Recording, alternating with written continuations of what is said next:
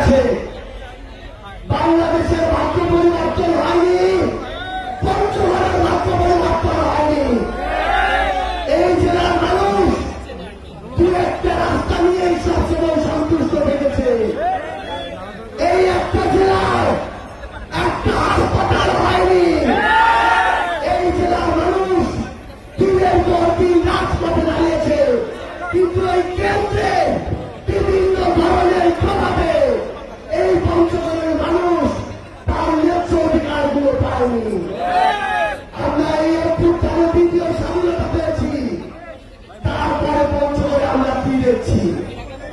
আজকে আমরা দেখছি এই পঞ্চগড়ের তেঁতুলিয়ায় আজকে থেকে 1-2 বছর আগে যেভাবে ট্রেজার মেশিন দিয়ে অবৈধ পদ্ধতিতে বালু পাথর তুলে বাংলাদেশের শুধু এই পঞ্চগড়ের মানুষের জীবনকে হুমকিতে ফেলা হচ্ছিল, এখনো সেই একই কাজ করা হচ্ছে।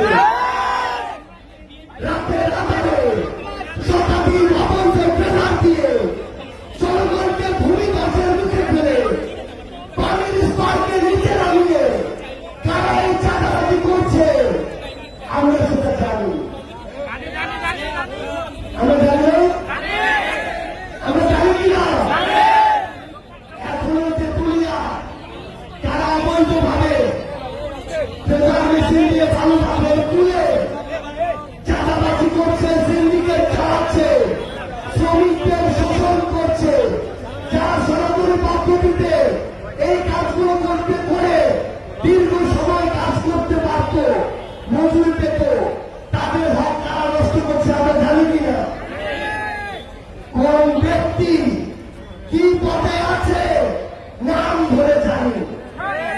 এই পঞ্চগড়কে অল্প কয়েকটা মানুষের জন্য আমরা হুমকির মুখে করতে দিব না। মোর ভাই বাপ দাদা চাচা না বইলা শুনে নাও, এই পঞ্চগড় এই যে 8-10টা লোক মিলে পাথর আর বালু তুলে এনে পঞ্চগড়ের যে একটা ধ্বংসের দিকে ভূমিধসের দিকে লেগে আছে, এইটার ফল আমার লক্ষ লক্ষ মানুষ, আমার পরবর্তী ছোঁয়া সবাইকে এটা ফল করতে হবে। এইটা তোমরা দেওয়া যাবে না। বাংলা বাংলা পোর্ট, এই পোর্ট পঞ্চগড়ের মানুষের কর্মসংস্থান হওয়ার কথা ছিল, কিন্তু আমি দক্ষিণবঙ্গ থেকে লোক আনে এনে ওই জায়গায় অফিসার বানায় রাখতেছে। নতুন বাংলাদেশ সুযোগ পাওয়ার কথা ছিল আমার পঞ্চগড়ের লোকজনে, কিন্তু নতুন কয়েকজন লোক মিলে আমার ওই লোক লাগতে এনে পোর্ট চালাচ্ছে আর প্রতিদিন অবৈধভাবে লাখ লাখ টাকা পকেটে ঢুকাচ্ছে। এই বাংলা বাংলা পোর্ট পঞ্চগড়ে যদি 1,000 মানুষের চাকরি হয়, 1,000টা পরিবার ঠিক হবে কিনা? এই পঞ্চগড় এখনো থানায় যদি যান 2-1টা ভালো পুলিশ রইল, এমন অনেক পুলিশ আছে যার কাঁচা সারবার আগত মুখ চাইলে আগত টাকা দিব হবে হাতত তারপরে যে পুলিশ ভালো তাকে আমরা সম্মান করবো, মাথায় উঠে রাখবো।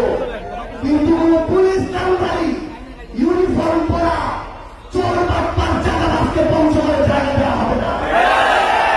এই পঞ্চগড়ের সদর হাসপাতাল অফিসার থেকে শুরু করে পিয়ন এক একজন মনে হয় সাধারণ মানুষদের এক একজন নবাব। এই নবাবী আমলের পতন ঘটানো হবে। একটা জিনিস মনে রাখবেন, একজন রিক্সা হও, অটো চালাও, যদি ওই জায়গা তোমার উপর অত্যাচার হয় আর সদর হাসপাতালের গেটের সামনে বসে পড়েন, এই নতুন বাংলাদেশ কারো সাহস নাই তোমাকে একটা লাঠিতে পিঠা উঠায় দিবে। অন্যায় দেখলে প্রতিবাদ করতে হবে। এই হাসপাতাল নারীরা, এই অভ্যুত্থানের লড়াইয়ের সৈনিকরা পঞ্চগড় থেকে ঢাকায়, এরা হাসিনার বিরুদ্ধে না দাঁড়ালে হাসিনার পক্ষে হইত না। কেউ কি আগে ভাবছিল যে হাসিনার মতো একজন ফেরাউনের 36 দিনে পতন হয়ে যাবে? পঞ্চগড়ে হাসিনার চেয়ে বড় ফেরাউন নাই। যারা চোর বাটপার তাদের কলিজাটা ছোট, আমাদের শুধু সাহস দিয়ে তাদের সামনে দাঁড়াতে হবে। আপনাদেরকে অনুরোধ করি, পঞ্চগড় বাংলাদেশের সর্বান্তরের জেলা, এমনি কোনো ধাপের কাজে ঠিকঠাক আসে না। যা কিছু আছে এই জায়গার নেতা নামক কিছু চেষ্টা, ওই টেন্ডারবাজি করে, ওই যারা এই ধরনের কাজ কাম করে, কন্ট্রাক্টরদের সাথে ডিল করে অর্ধেক টাকা পকেটে ঢুকায় ফেলে। তারপরে রাস্তাঘাটের ব্যবস্থা হবে তোমার বাড়ির আশেপাশে রাস্তাঘাটগুলোর মতো। পঞ্চগড়ের ভাগ্য পরিবর্তন করার জন্য তোমার সবাই একসাথে কাজ করা লাগবে।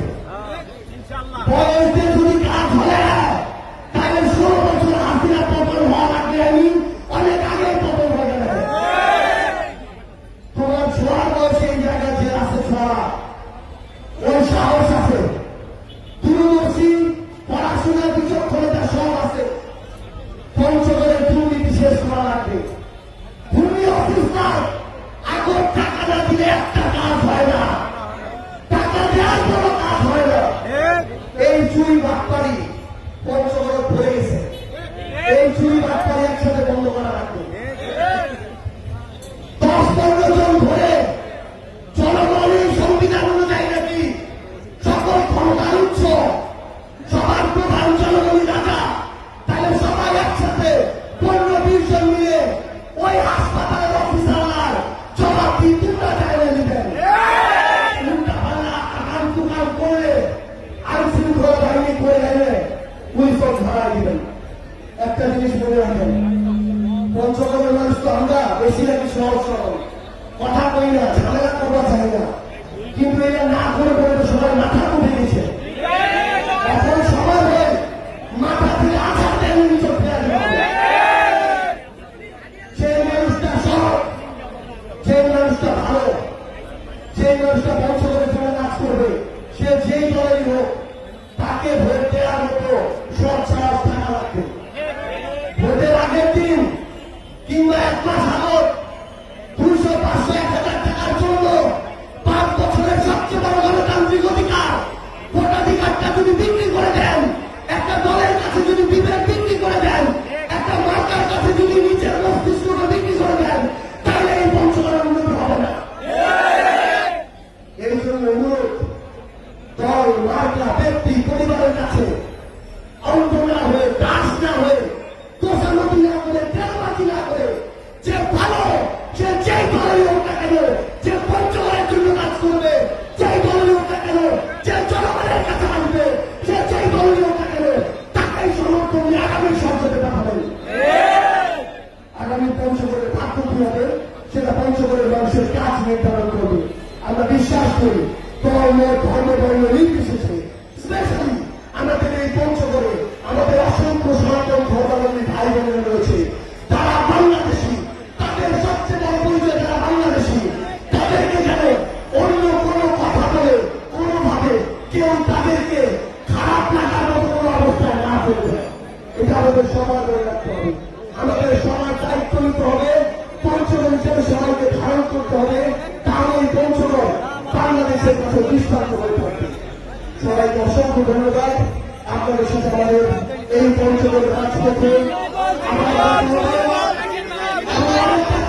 আপনাদের কাছে এই চিরকাল 2025 সালের মধ্যে চালু হওয়ার কথা ছিল, কিন্তু পঞ্চগড়ে 2-1 জন মানুষ কেউ ওই চিরকলের কন্ট্রোল নিবে, এটা করতে গিয়ে এই বছর চিরকল হতে বাধা হয়ে দাঁড়িয়েছে।